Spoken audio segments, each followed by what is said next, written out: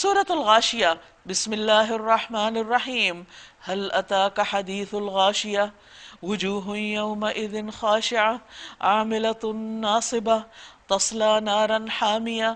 تسقى من عین آنیہ لیس لهم طعام الا من ضریع لا يسمن ولا یغنی من جوع۔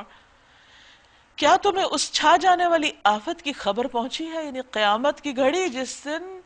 وہ مصیبت ہر چیز پہ چھا جائے گی، انسان کو کسی اور چیز کی ہوش نہ ہوگی۔ کچھ چہرے اس روز خوف زدہ ہوں گے، سخت مشقت کر رہے ہوں گے، تھکے ہوئے ہوں گے،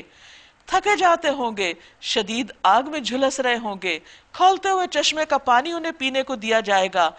خاردار سوکھی گھاس کے سوا کوئی کھانا ان کے لیے نہ ہوگا جو نہ موٹا کرے نہ بھوک مٹائے۔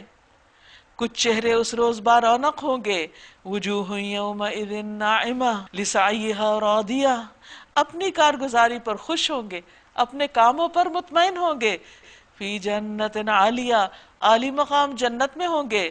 لا تسمع فیہا لاغیہ، کوئی بےہودہ بات وہاں وہ نہ سنیں گے، فیہا عین جاریہ، اس میں چشمے رواں ہوں گے، فیہا سرر مرفوعہ، اس کے اندر اونچی مسندیں ہوں گی، واکواب موضوعہ، ساغر رکھے ہوئے ہوں گے، ونمارق مصفوفہ، گاؤ تکیوں کی قطاریں لگی ہوں گی، وزرابی مبثوثہ، اور نفیس فرش بچھے ہوئے ہوں گے۔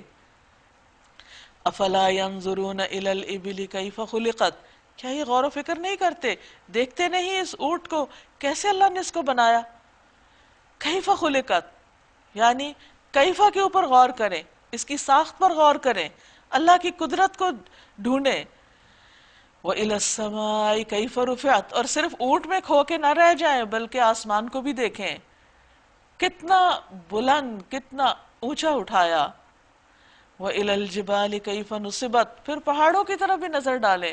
کس طرح ان کو جما دیا، گاڑ دیا، نصب کر دیا۔ وَإِلَى الْأَرْضِ كَيْفَ سُطِحَتْ، دور دور تک پھیلی ہوئی زمین کو دیکھیں، کس طرح بچھا دی گئی، ان کے لیے کتنی ہموار بنا دی گئی۔